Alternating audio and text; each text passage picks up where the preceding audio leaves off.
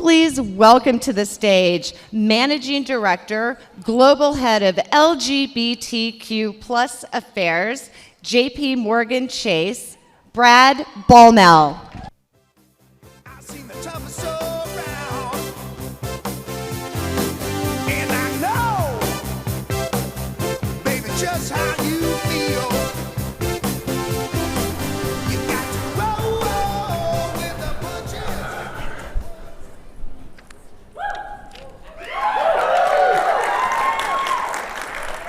Good morning, everyone. I'm so hot. So I literally just got my steps for the day because I was sweating with Laverne. And then I came over to realize I forgot my speech for this. So I ran back to my room and ran back and all of that. So it's lovely to be here with all of you today. Lovely. Thank you. Thank you.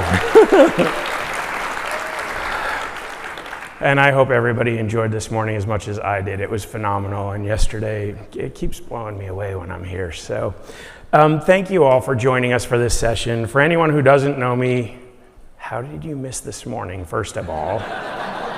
And you missed a really good plenary. But Brad Baumel, I use he, him pronouns, and I'm the global head of LGBTQ+ affairs at JP Morgan Chase.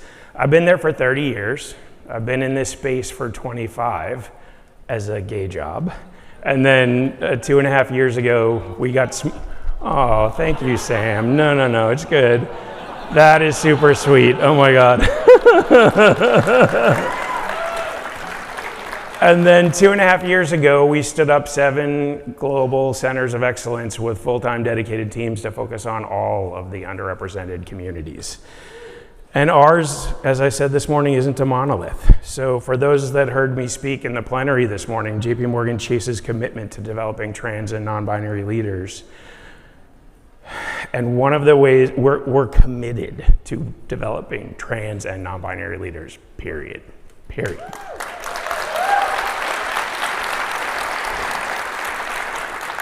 And one of the ways we're doing that is in partnership with my dear friends at Out and Equal. So I'm thrilled to get into a deeper dive on this work in today's session and to hear directly from some of the key leaders, many of them are close friends of mine, of this initiative and of their own kind of journeys and initiatives and leadership. So personally, I'm impressed by each of today's panelists and grateful for their willingness to be vulnerable and open and speak about the issues and challenges and nuances surrounding their work and their life experiences.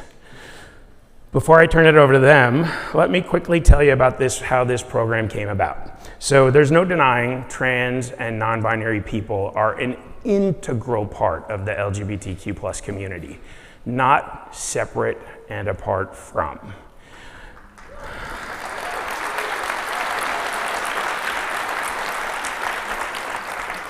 Sadly, though, there's also no denying that there is a lot of really bad stuff happening to the trans and non-binary community. They face challenges today that the rest of our community aren't facing, or at levels and amplifications that are so different from the rest of us. And you heard me say none of us are good enough yet for them as allies. So we need to remember that. You might think you are, but you're not. So turn it up. So many companies remain ill-prepared to create the policies and practices that we need to support trans and non-binary leaders. And for those of you that have, I challenge you to look deeper. We look deeper.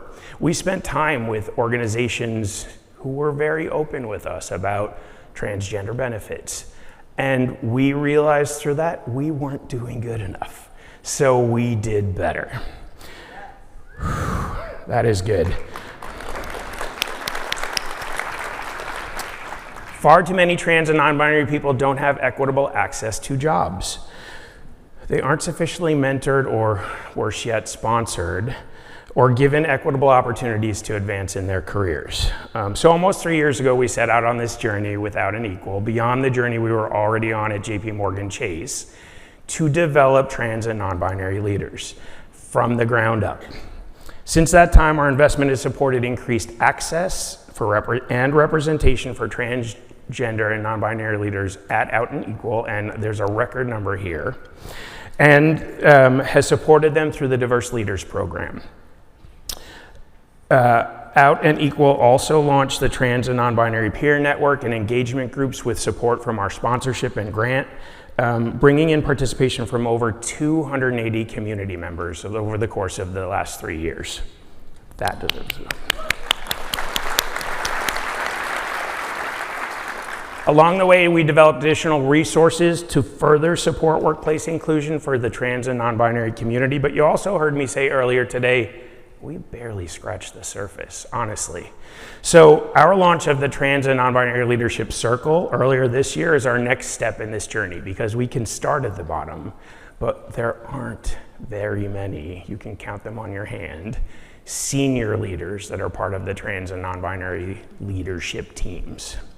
Some of them you're going to hear from today. So the leaders in today's circle are the C-suite of tomorrow, and some of them are a step away from that today, but not enough. Not enough to get what we want at the top of every house. They're not only visible in their organizations, but they're powerful. They're influential, they use their voice, they're trusted advisors to help their companies really think clearly about LGBTQ+ is not one thing, right? So because when you invest in trans and non-binary leaders, your inclusive culture and your businesses will thrive. Like I said at the beginning, this part of our community is critical to how we will shape our future together. So with that, we can all learn so much more from hearing from the personal and professional journeys of today's distinguished panelists. Right now, I'm gonna hand it over to my very dear friend, Jen Henderson, and you have like my bestie, Chris Messiah, on the panel too, but Jen Henderson is gonna kick it off with the panel. Thank you all so much. I hope you'll get as much out of today as I will.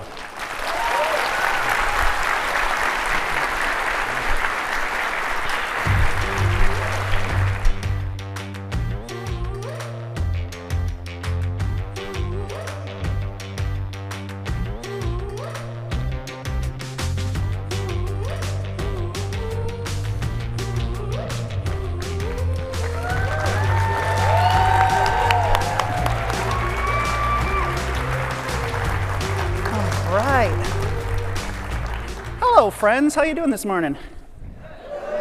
Okay, a little. Come on. Bring the energy up. Thank you. Oh, stop. You're too kind. I'm Jen Henderson. I'm a vice president at TD Bank, where I'm in charge of core systems there. So I'm a technologist. Been in technology for 35 years. I've had a couple of companies I've started and sold. I've worked for several Fortune 500s, and I am also the proud parent of 3 amazing kids and a wife of 22 years. So, thank you. So I'm going to have the panel actually introduce themselves, but I'm going to make it even harder. So introduce yourselves, your role, a little bit about yourself, and one word only, you can use a hyphen, that you would describe your leadership. All right, I'll jump right in. Hi, everyone. I'm Beck Bailey. My pronouns are he and him. I'm the Global Chief Diversity Officer for Accenture. Hey. And a little bit about me. I live in Los Angeles with my partner, who is the Chief Program Officer for the Point Foundation, which gives scholarships to LGBTQ college students. So shout out to Point. And I didn't know what word to choose, but I ran into someone who used to work with me at the Human Rights Campaign last night, and I said, give me a word, and they said, holistic, and I liked it, so I took it. Very nice. I like that. Yeah. So, first I just want to say, look at this gorgeous crowd. Yeah. Look at this. Hello, everyone. My name is Chris Messiah. My pronouns are they, them. I work at JP Morgan. I am an executive director there. I work in product. That's what I do by day. And I've always been saying I'm a gender expansive avenger by night, because I fight all day long for us. I co-lead the Gender Expansive Council in JP Morgan. I have a few other hats that I wear, But one of my newest hats is I am also a member of the board of directors of Out and Equal. Correct. I am also a parent of a, I would say child, but he's a grown man now. My son is on the spectrum. I also am the parent of a 4-legged French bulldog who is, he's got me wrapped around he's also bad. It's really bad. I'm also a Navy veteran. And one word, so I too didn't know what to, and I'm gonna be honest of why I didn't know what word to describe my leadership is because I was always given the understanding that the term leader is given to you, right? And so I needed someone to give me one word, and my good friend said authentic. Yes.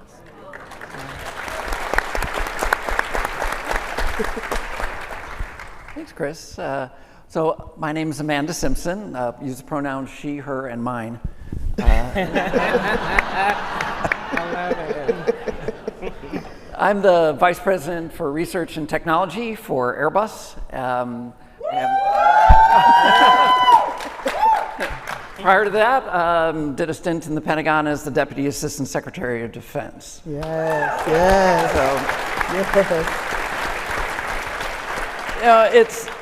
I'll just jump right to the one word, which for me has always been inclusive. One of the keys I've always felt to leadership is to listening to the people that that work for you and that you work for them. Because as a leader, I've always viewed it as my job to make sure that the people who work for me can do their job. That's my role. And whether it's been in industry or in the Pentagon, that was very, very key to the way I ran my groups. So I'll leave it at that. Thank you. Absolutely. Good morning, everyone, or shall I say almost good afternoon. My name is Monique Evans. My pronouns are she, her, although I have heard some of our sister friends use the word queen, so I like that too. A few things about me. We're here to talk about, what the topic is, but I also like to introduce myself in terms of a person, a human. I grew up in Cincinnati, Ohio, the Midwest, and thank you, I appreciate that. I currently live in Texas. This month, I celebrate 20 years in Texas. I also celebrate over 20 years in finance, and I started off in Cincinnati. And I will say my connection to Chase, and thank Chase and Brad and everybody involved for orchestrating this. Thank you, Out and Equal. I actually was an employee of Chase, taking it back in time, 2004 to 2006. Chase was my first primary job, permanent job in Texas. I had a wonderful experience. I will say that I have transitioned after Chase. I am openly trans. I've been openly trans for well over a decade, and it's been really impactful in the workplace especially. So with regards to my job, I operate in a hybrid capacity. For the last 10 years, I have balanced commercial finance as well as leadership with regards to DE&I in terms of ERG engagement.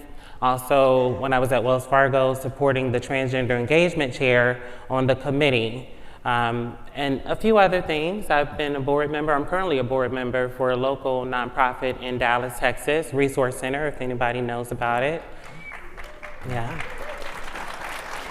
One thing that I will say, and I want to talk to the people, we're talking about leadership, right?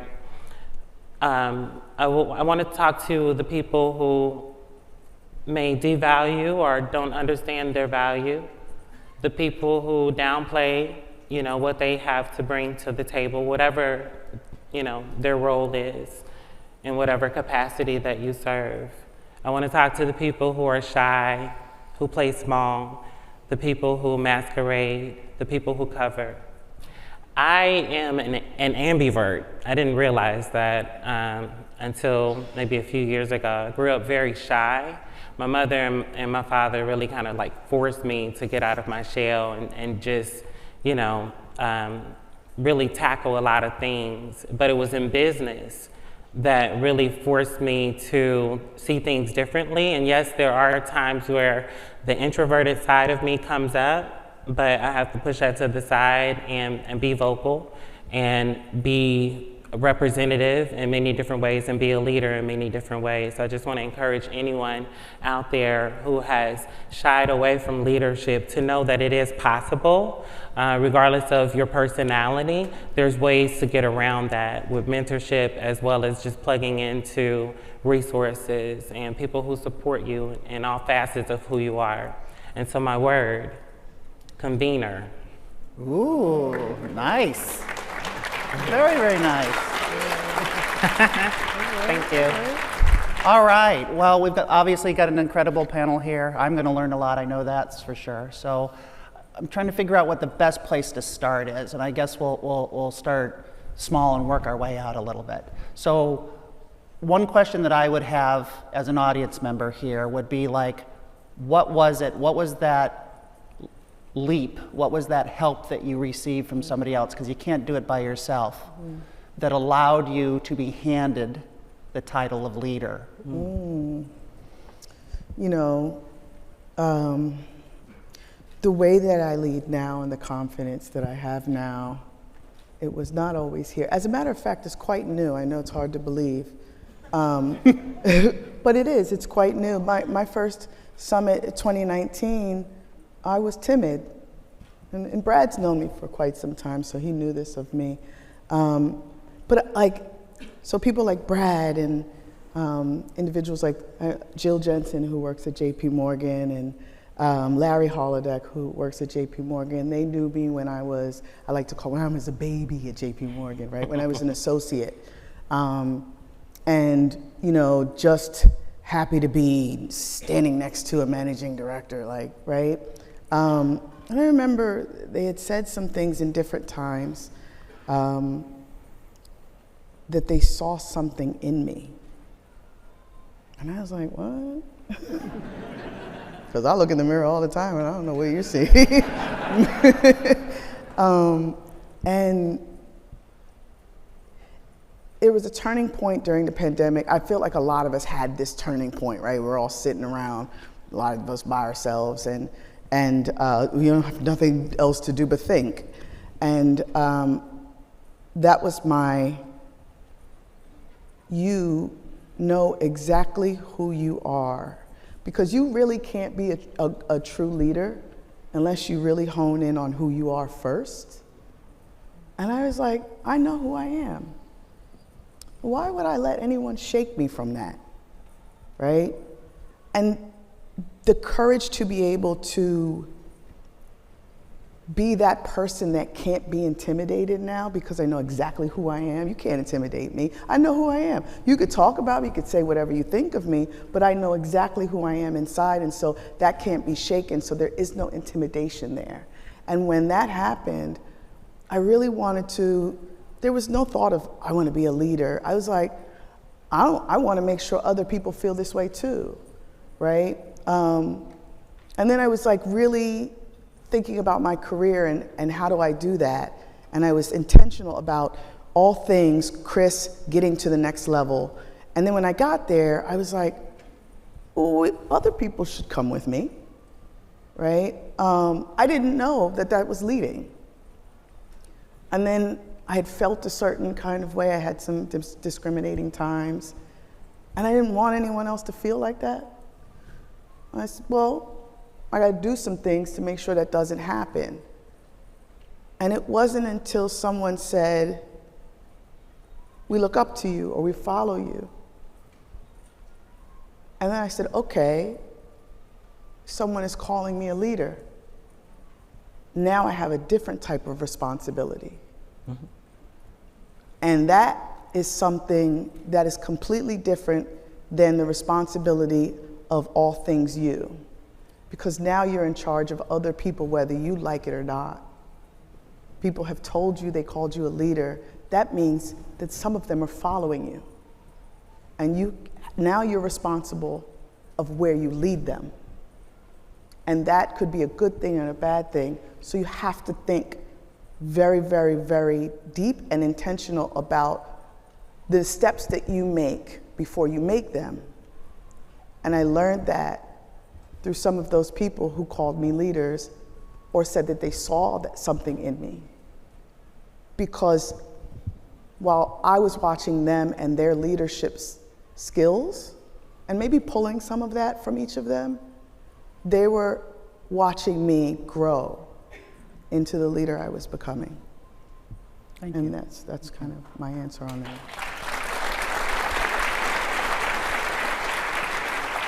You know, I think back, and I think back to my years in school and in high school.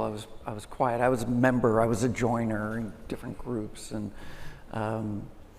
when I got into college, I was lucky enough to be admitted to a scholarship program that taught us engineers. Well, I was a physicist to fly. A practical application of the science and technology that we were learning in the classroom and the laboratory. But it wasn't really just about manipulating an airplane. It was about developing your personal skills, and leadership being one of them. Because when you're sitting in the left seat and there's people behind you, you are the pilot in command, right? You're in command. And as much as they're going to follow you because they're sitting behind you, there's nothing they can do. There's the door. But it's about what that means as a responsibility of taking care of people. Mm-hmm. And when I got out into industry, I started out as working, in a group of people, and within a couple of years, I was their manager, their leader, and they were all more experienced than me. They were all older than me, but my leadership saw something in me and wanted me to push me along. Mm. And as I moved up through the company and eventually left the manufacturing part of the company and actually moved into flight test, which was just to me like this incredible opportunity, I ended up again starting out as just a project pilot and engineer, and got to be the leader of the organization in a few years. And I was the only civilian trained pilot. Everybody else was military. Mm-hmm. But they saw that leadership hint. And then when I transitioned 20x years ago, I wasn't willing to give up that. Mm-hmm. And as much as there were people who wanted to sideline me, you can't fly an airplane because you're mentally unstable and you're going to fly everyone into the side of a mountain. That was what I actually said in a group meeting. Mm. But I knew that I could still lead people. And so, there were a couple of pivots back and forth, but then I started putting back together teams. And people wanted to work for me because I was that inclusive leader. And by doing that, my teams, whether they were flight test teams or project teams, we accomplished amazing things. And I think that's kind of where then I got involved and ended up in the Pentagon, but leaving the private sector, going into the public sector. But it was because I led people and because people are following. If no one's following you, you're not a leader. That's right. Mm-hmm.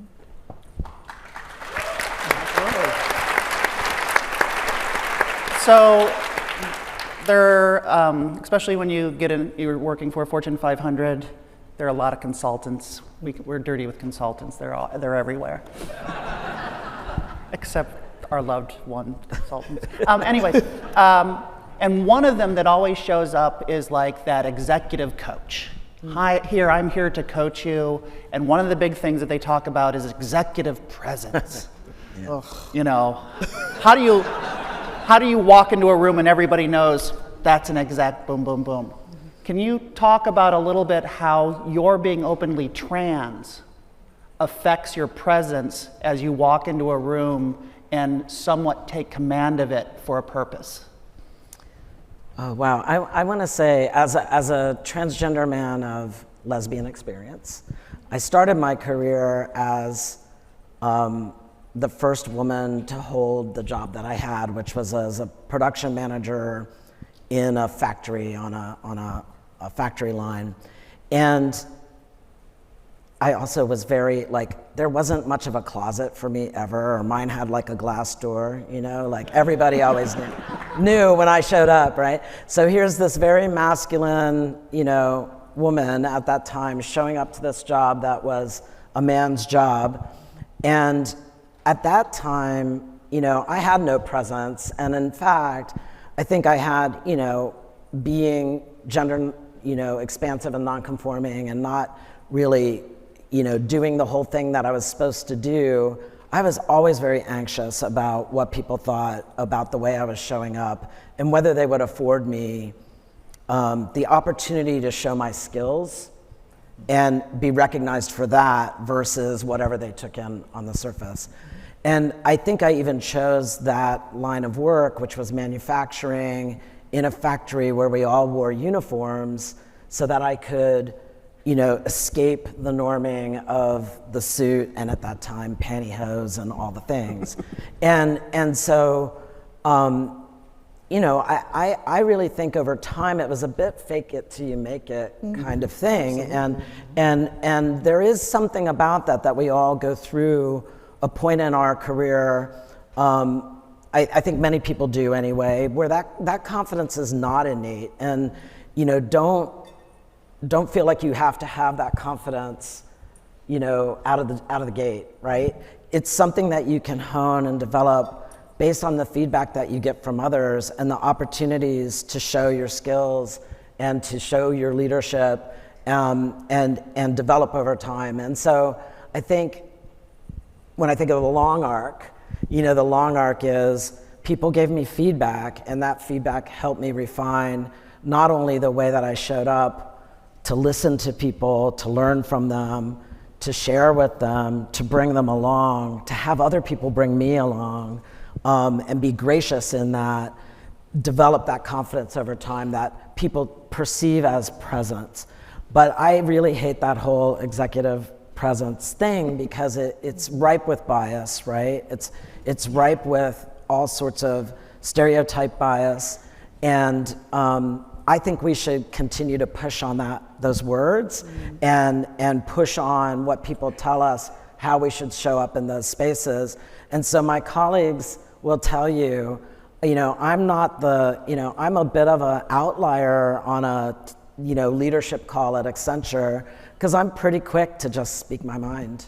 And, you know, my executive presence is a little bit in your face, and that's okay, you know, and that's how I've cultivated that. That may not work for everyone, and it certainly breaks a little bit of, you know, the stereotype of it, but that's what works for me and how I've cultivated that.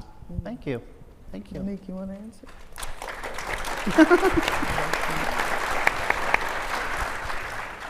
Refresh the audience. What's the question? The question is, I can use it in a sentence. The question is around executive presence. How does your transness affect how you show up as a leader in your organization and with your people? I like the question.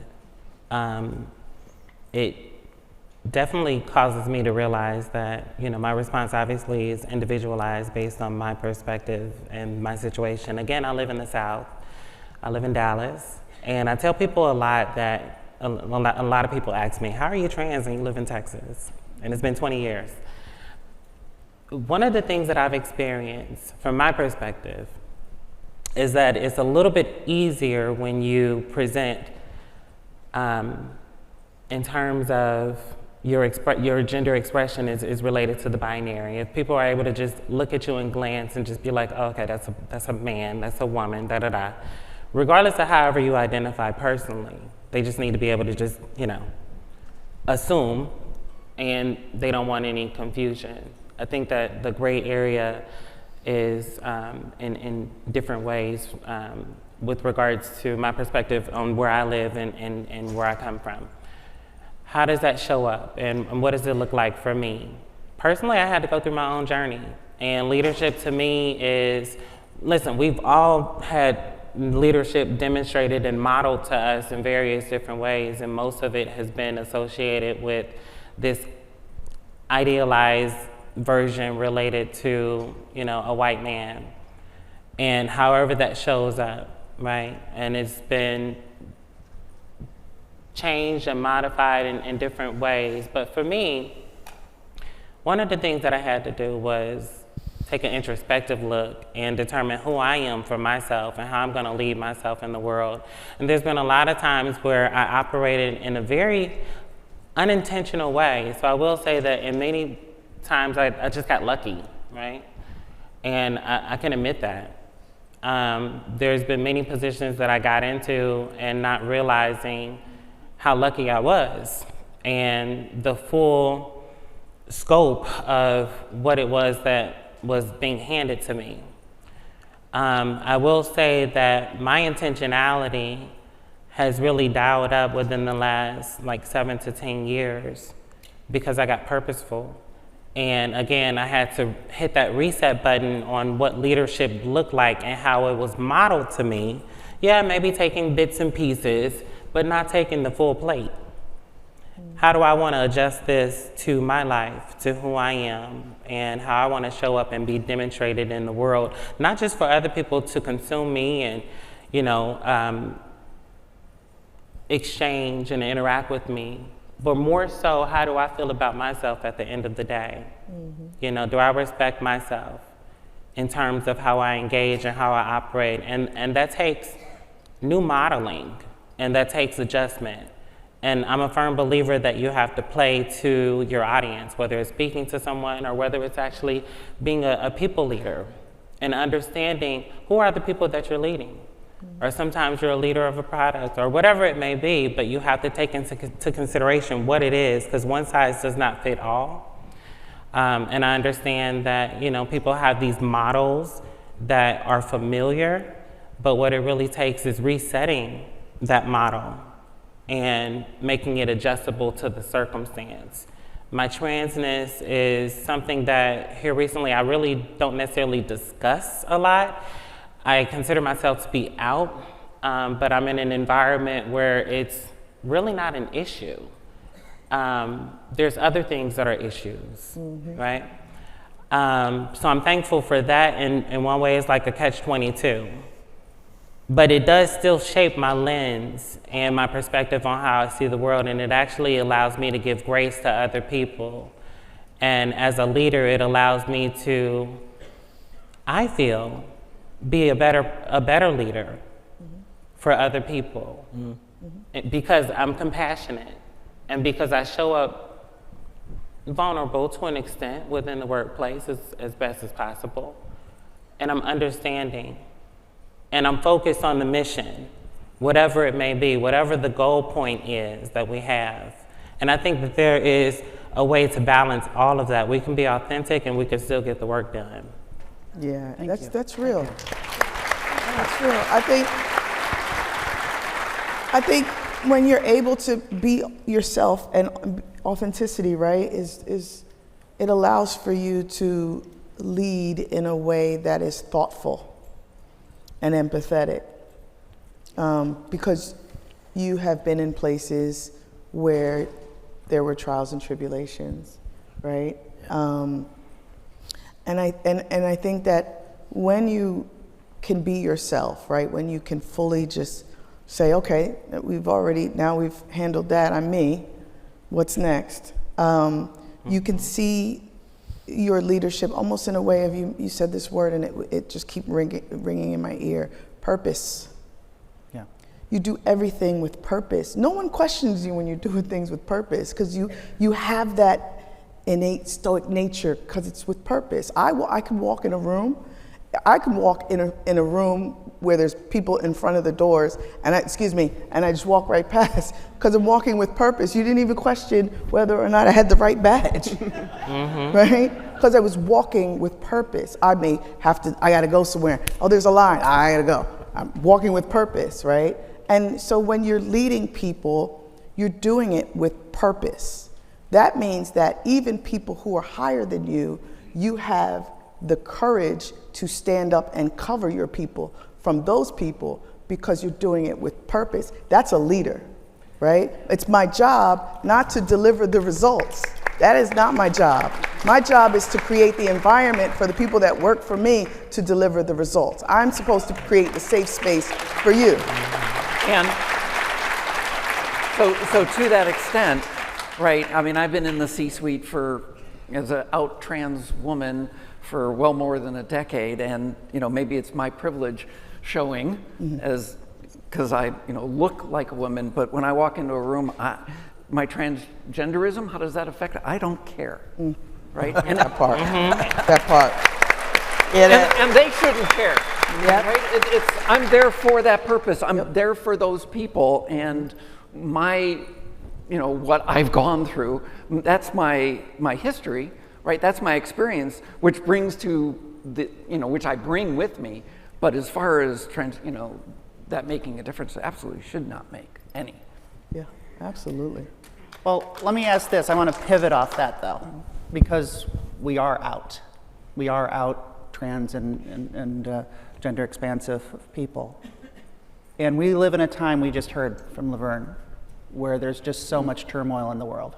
So many scary things are happening for multiple different reasons and multiple different facets, not just our being a member of the queer community. Yeah. What are you telling your people when they're panicking? When they're saying, why isn't my company doing more? You're part of our tribe. Why aren't you fighting for us harder? That's tough.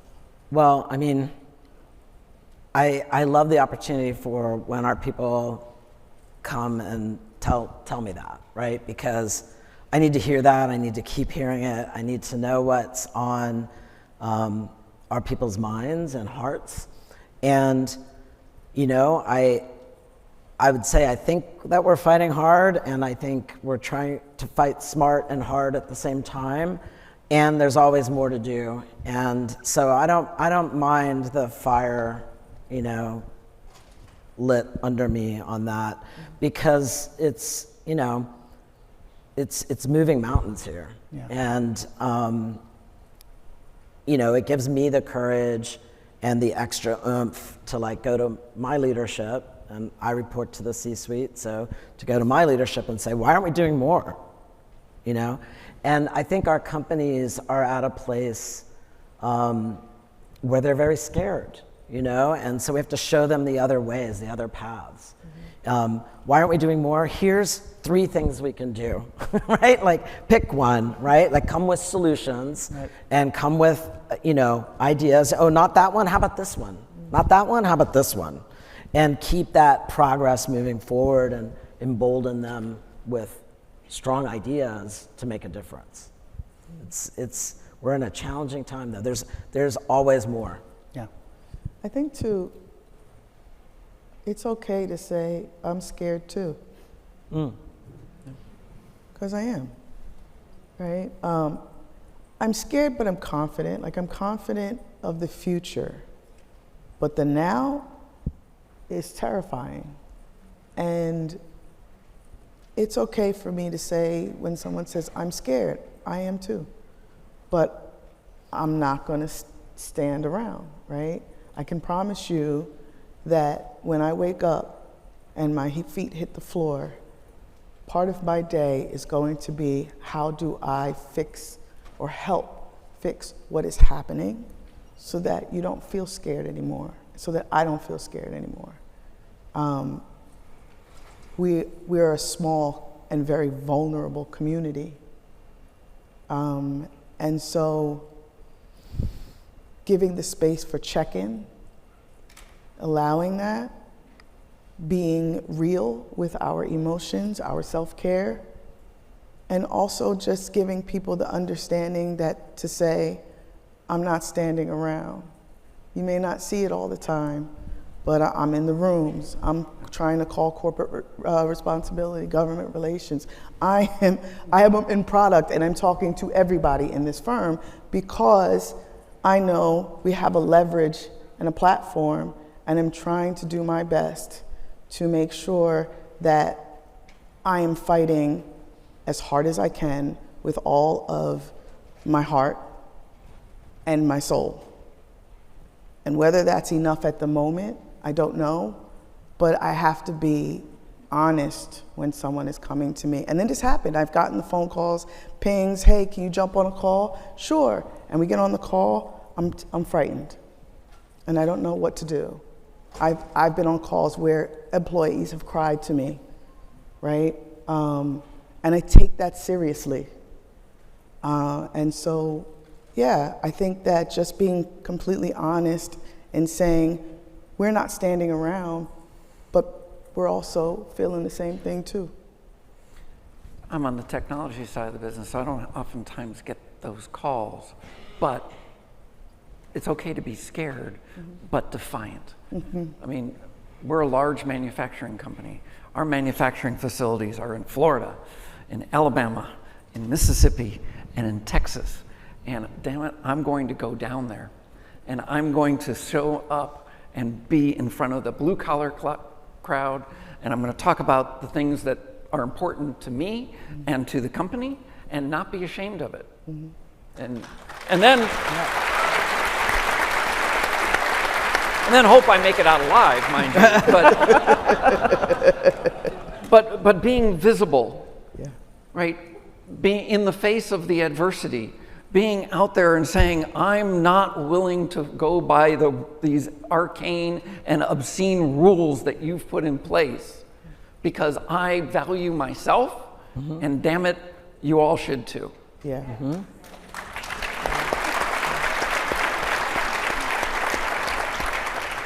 All right, we've got the most beautiful crowd in the world out here.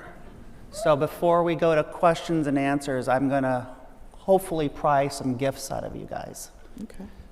So I see future CEOs, I see future CFOs, a few CTOs in the back there. Yeah. What can we give them to let them know they can do it? And here's a couple tricks of the trade to get you into those positions. Yeah. I can give you some tricks of the trade, but first I want to give you the biggest trick of the trade. You know how powerful you are? I mean, it's real. Do you know how powerful you are? Let me explain this to you. When you say something to someone, you know when people say words hurt, and you say something to someone, you actually have the power to make that person fly or sink. Now imagine what it does when you turn those words inside, right? It's 10 times powerful. So you have to be kind and gentle, but also you need to give yourself that power to say, I'm going to do XYZ, I'm going to be XYZ. If you're going to be a CEO, say it all the time. I don't care who laughs at you. Say it. Because when you get there and you tell people, I told you I was going to get here, right? Right? Because people are going to question your power. You can't question your own power, right? And here's this thing about power that we have in this room and in our community. It's authentic because we're authentic. So our power comes from within. Whatever comes from within cannot be taken from you.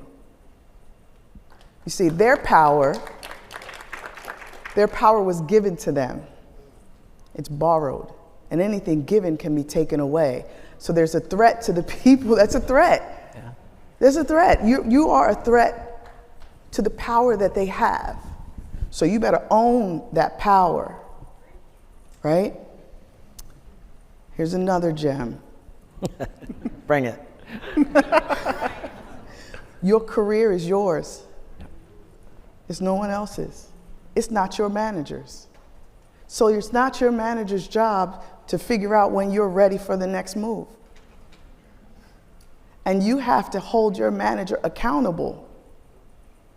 So when you speak to your manager in your one-on-ones, you better go in there with a pen, a paper. You better write down a date and time and the person that you met with, and make sure you tell them, I'm serious about my career. And as my manager, I expect you to be serious about it too.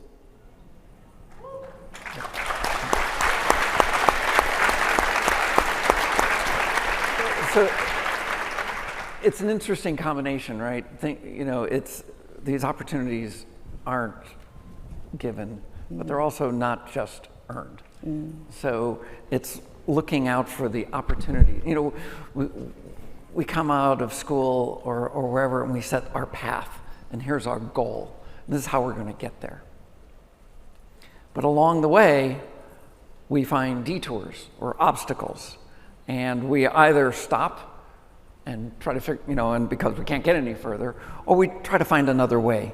We go around the obstacle, we go over it, sometimes we go through it.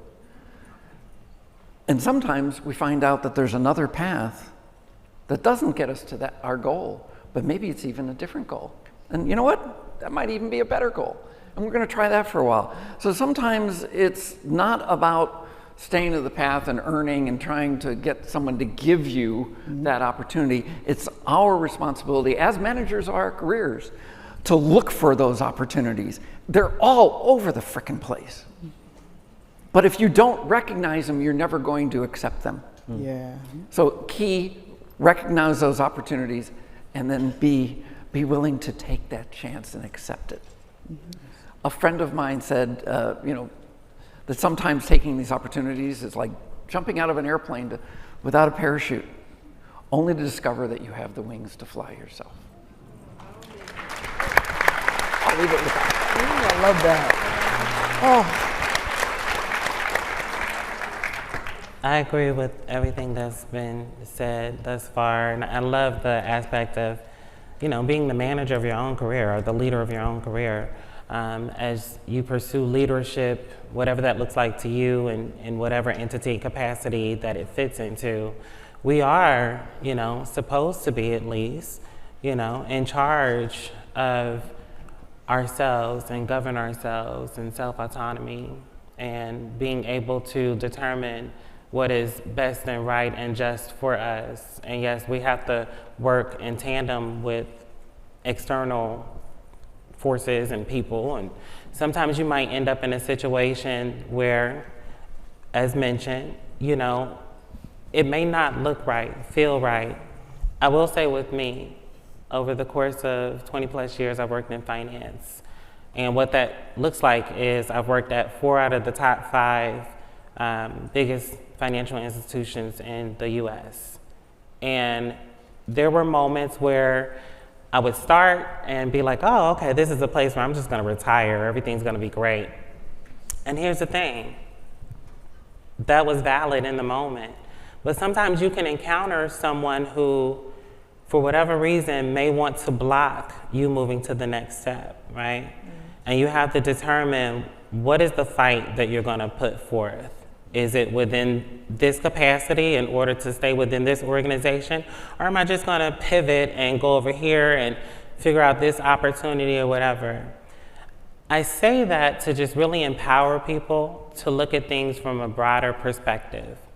And what you have before you is usable and valuable, whatever it may be. And you can leverage the experience and the expertise that you have and the resources that you have available to grow within your current position and raise up the ranks.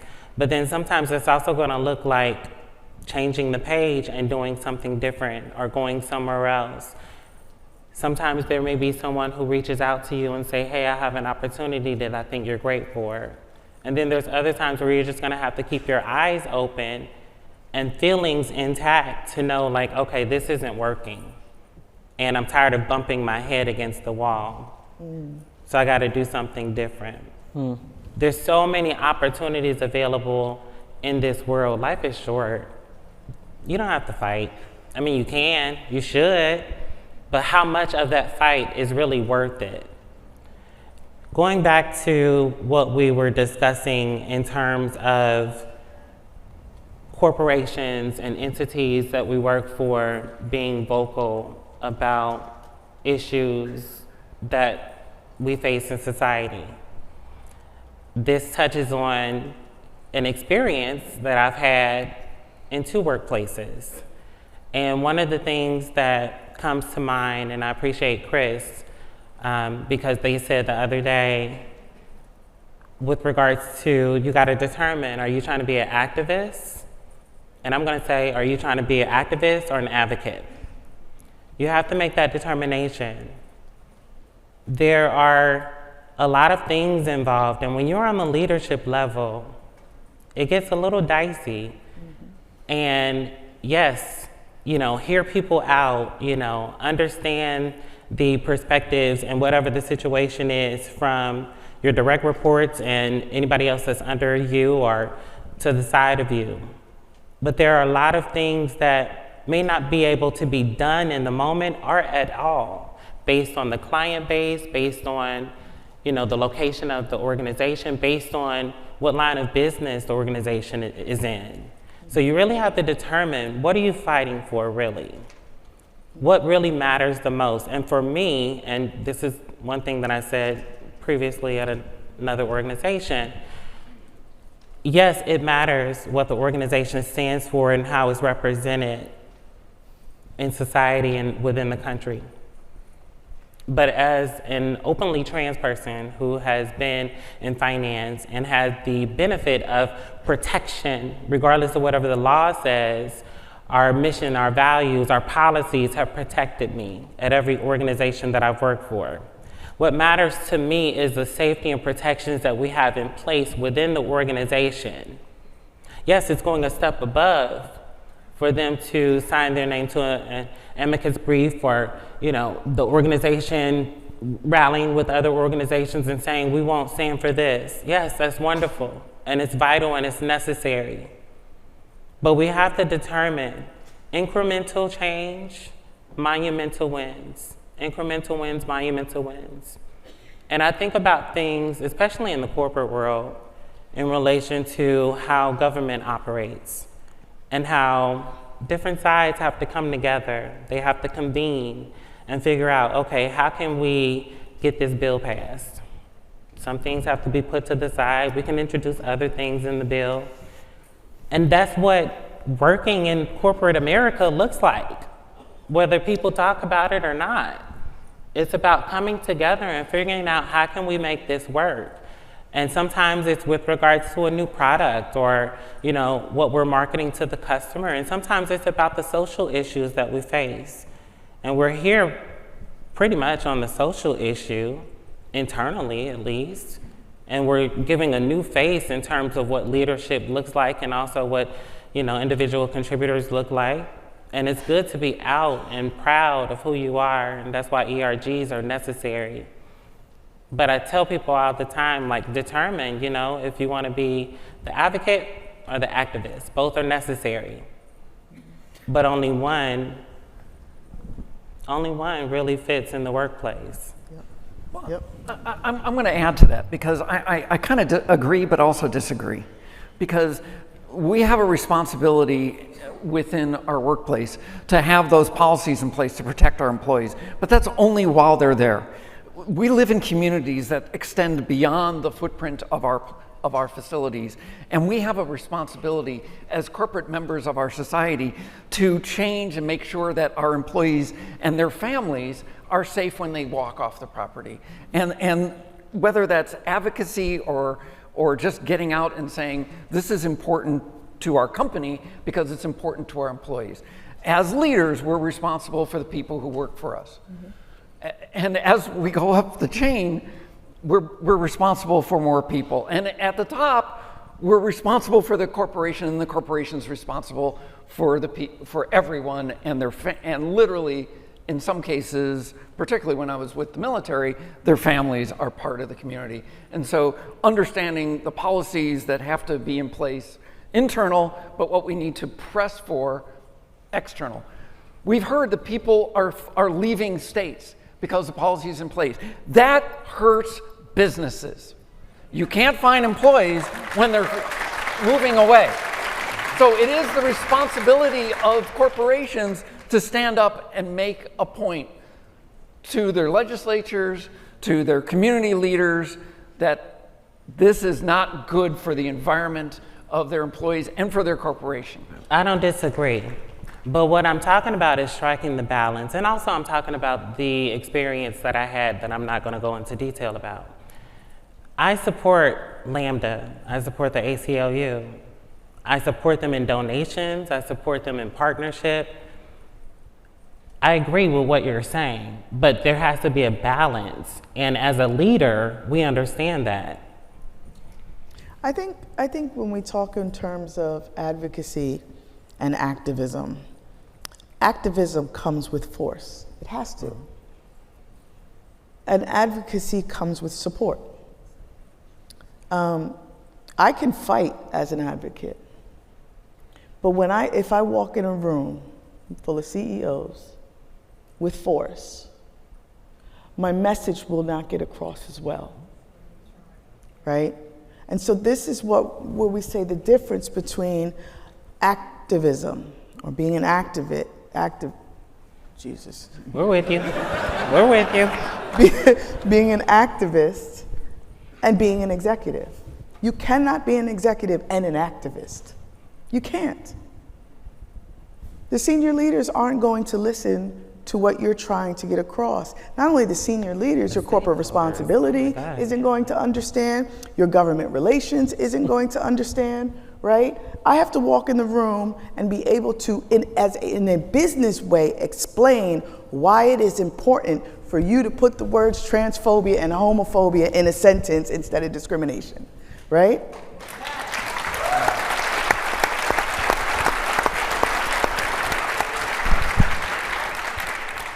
I don't know, I think we're shapeshifters.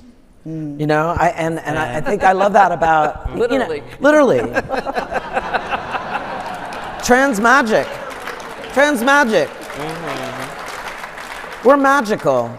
And one of the things I think is, you know, in my leadership and in my advocacy and in my activism is my ability to shapeshift that and know where my moments are to press harder, to perhaps get a little bit more in my activist zone versus my quieter, gentler advocate zone.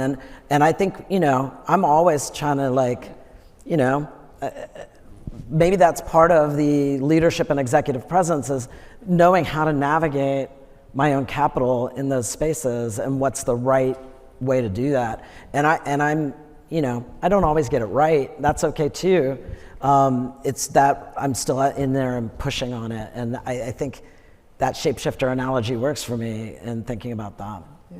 You know, and I think back to when we first started talking about putting this panel together, and it started out with, you know, why, you know, asking the question, why aren't there more or any transgender CEOs in the Fortune 500? And maybe that's part of the answer. Yeah. We tend to lead towards activism too much for a corporate mentality sometimes, and so we get to a point. I don't know what color ceiling that's going to be, but Pink. The pink ceiling. Mm-hmm. Baby blue and pink. Pink, Yeah, lavender, okay. white. Baby Yeah, blue, you're right. white. Yeah, you're right. You're right. Yeah. Maybe, There we go. maybe that's the reason, because we feel so passionate about authenticity and about how that needs. I'm sorry, I tend to get passionate.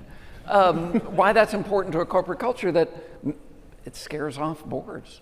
Yeah. Yeah. Well, I'm going to give you two presents, and then we're going to go to Q&A here on that amazing conversation we just had. Please. So my two for you, really quickly, is learn to be a public speaker. Get comfortable in front of groups. Yeah. You cannot show your value unless you can communicate your value, and these folks have absolutely communicated their value today.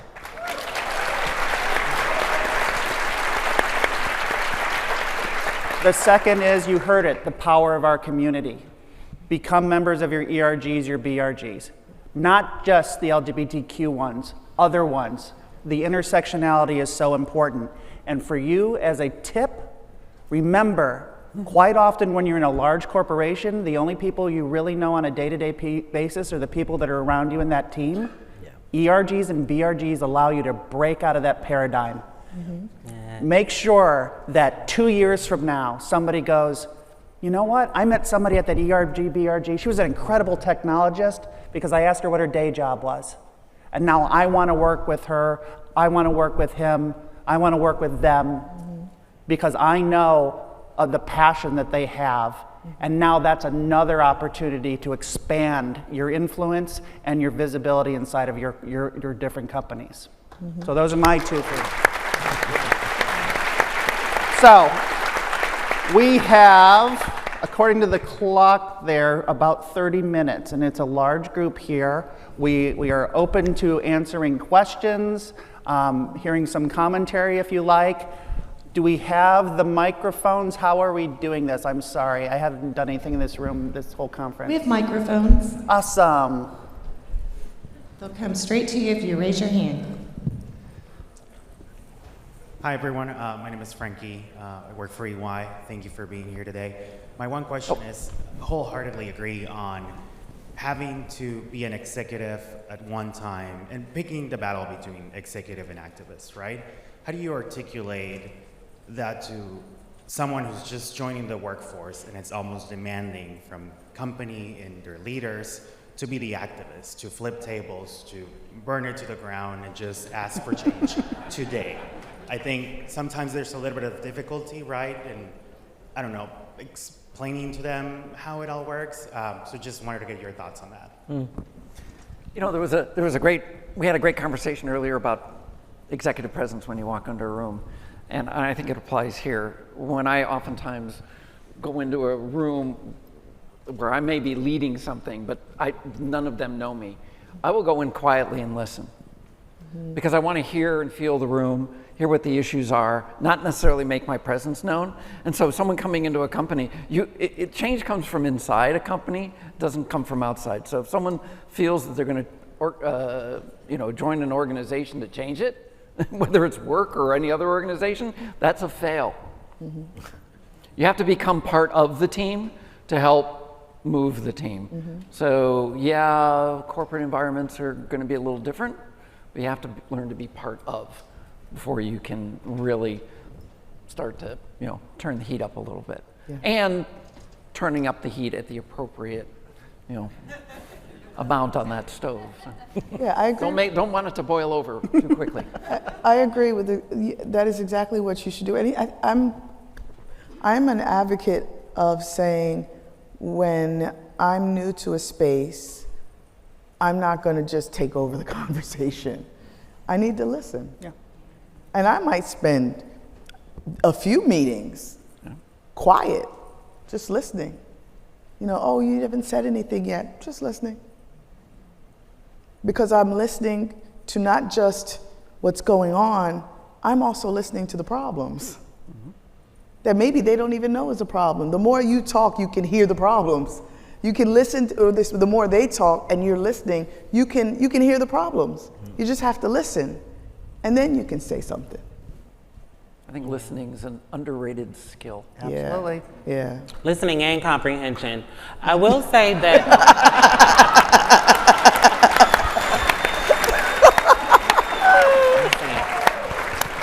So I will say one of the things that I love about the organization that I'm at now, with regards to your question, we no different than many other organizations, but we really support and really lay foundation for people that are early careers, right? Getting their career started in banking and finance.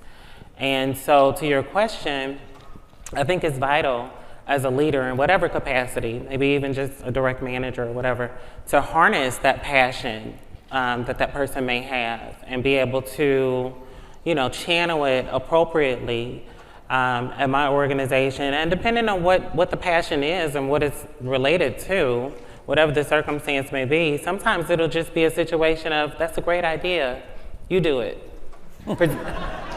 Present the case, present the business case, figure out a model to, how can we enact this, whatever the circumstance may be.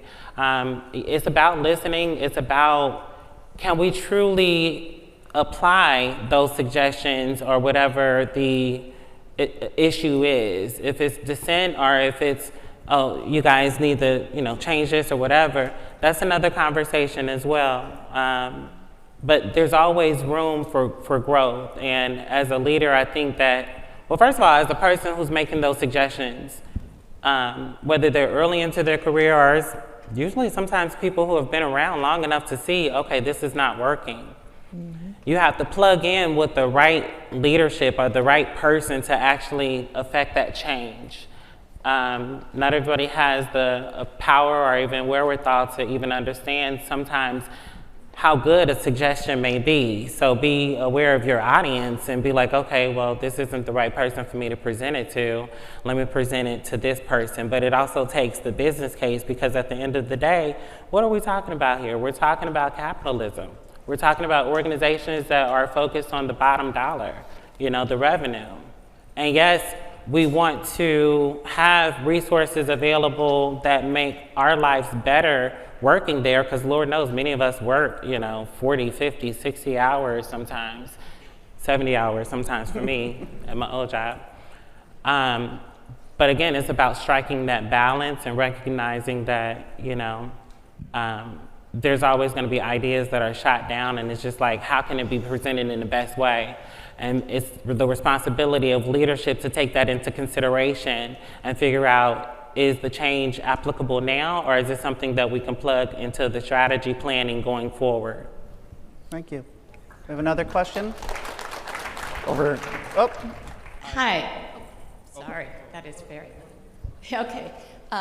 So, in his opening remarks, Brad mentioned something about a leadership circle, peer networks, et cetera, to develop careers, to develop a pipeline of leaders, trans and non-binary leaders at JP Morgan Chase. I was just wondering if any of you could speak a little more about those specific programs, just at a practical level. so just to be sure, that's in cooperation with Out and Equal. As a board member, I have to remind you all.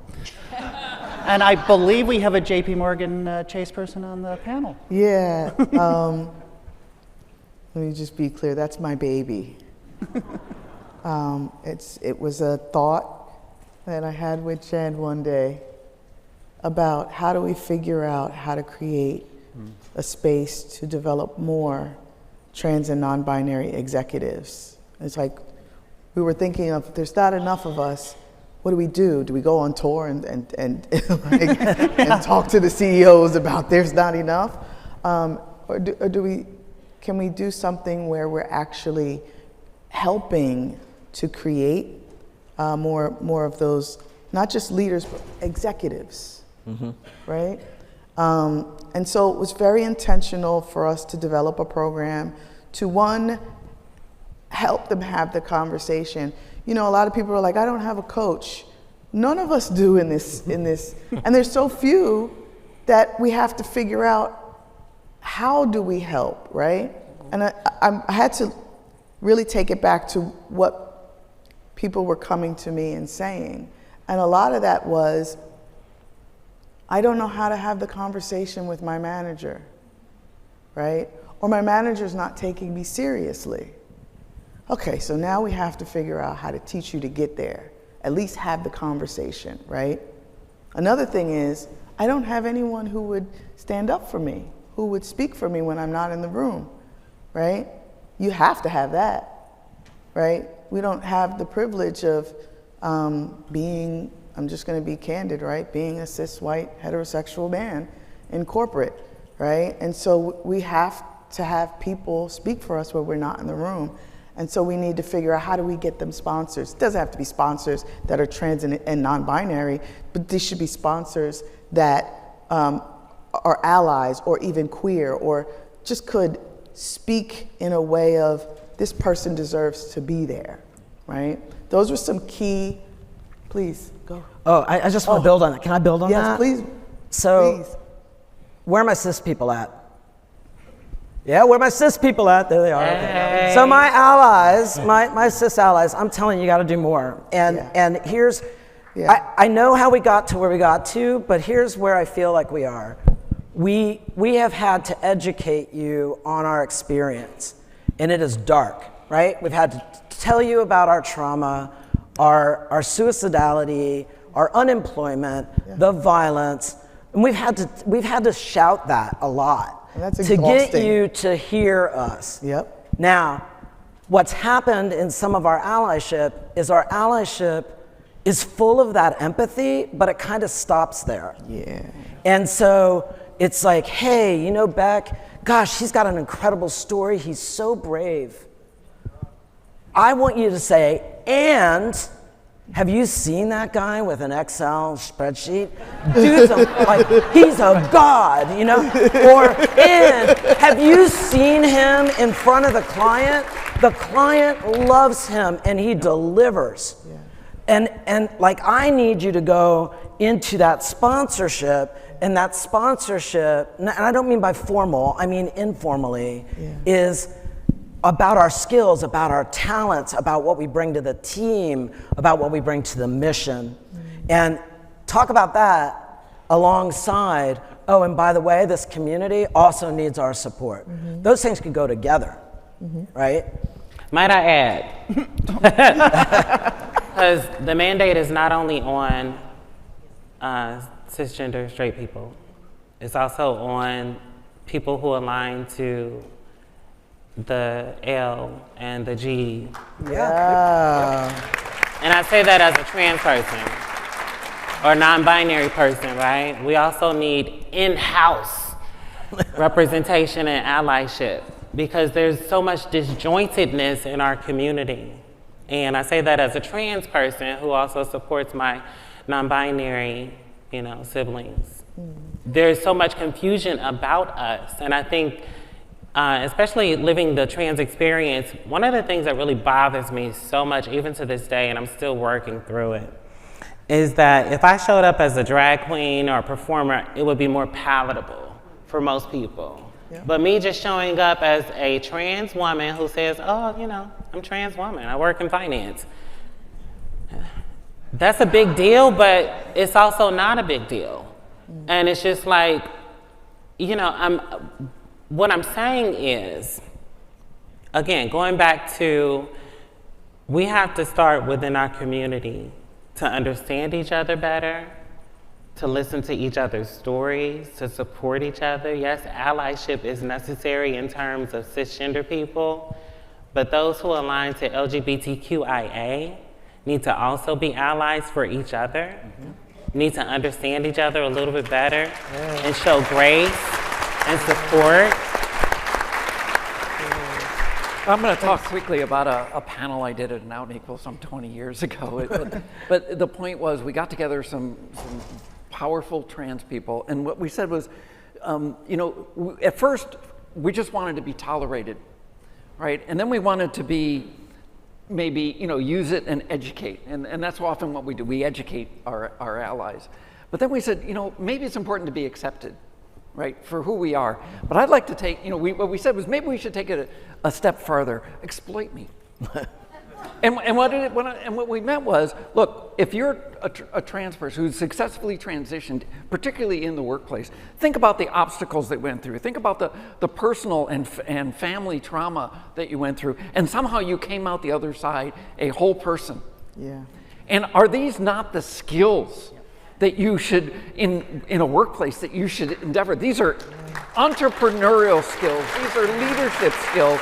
And so as a corporation, we should be exploiting those capabilities in trans people and pushing them up the leadership. Yeah, and you can pay us too. Yeah. Yeah. Well, can we use a better word than exploiting?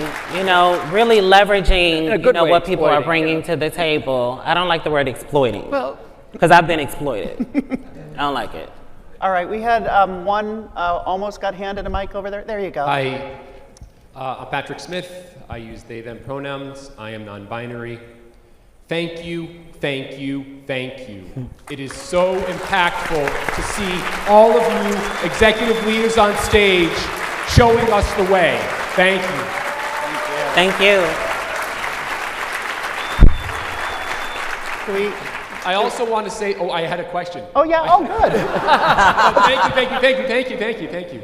And thank you, we're all leaders, right? We are all leaders here. Everyone who's shown up this week is a leader to me. Here's my question. Okay. Here's my question. Chris, I'm gonna go back to something you said earlier with respect to how you can use your presence to enter into that space, to enter into a room, to push people out of the way even. Other people who mean to do us harm do the same thing.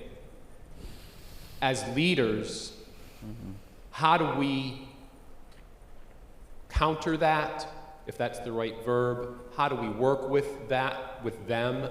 How do we advocate? I'm not supposed to. No, you are. Now you Okay, understand. here we go. So,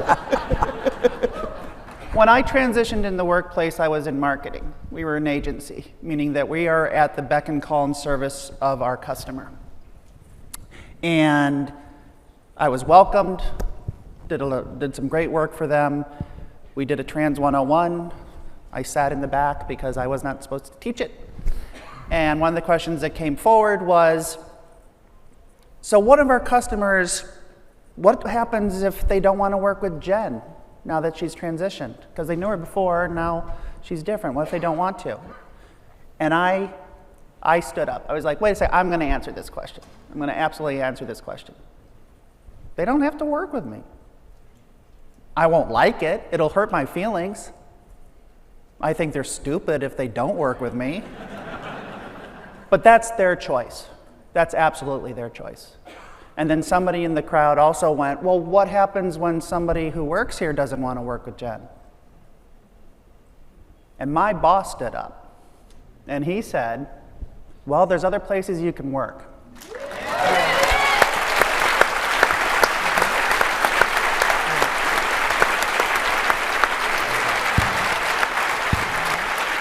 So the point being is, we all have corporate cultures. We all have, at least everybody who's sponsoring us here has said, we support the LGBTQ plus community. Hold it accountable. Make sure that when things happen, you raise your voice and say, isn't that against our values? Isn't that against the community that we serve? Hold them responsible, because they made that promise to you as an employee when you came on board that this is what we do. Similar experience, and both sides of that.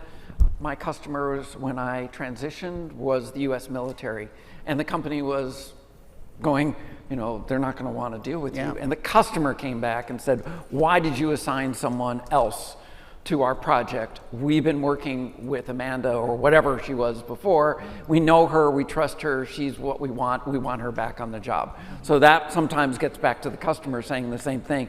And then on the other side of it, I had a director who then said, well, there are people who don't want to work for you, so we can't give you any more work. And I don't want to work for you, so you shouldn't be working for me.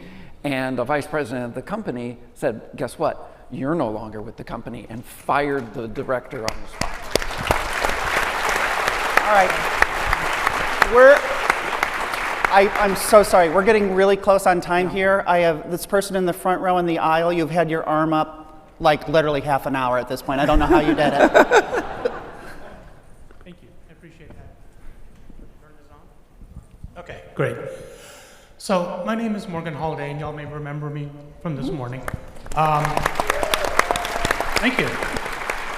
I just wanted to point out, and I have seen this everywhere I go in a corporate environment. Everybody focuses on trans people and transition. Not all of us transition. I'm gender fluid. I flip back and forth on a daily basis, sometimes more. There is more to being trans than transition. And companies have to support this.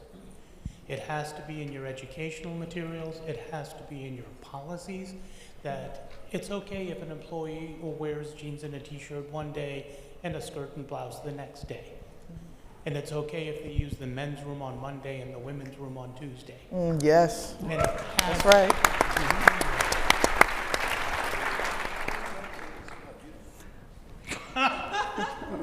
Okay, fine. Thank you.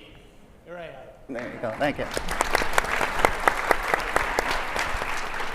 So more of a comment than a question, I guess, but Okay, wonderful. it's Wonderful. important to me that be addressed and recognized.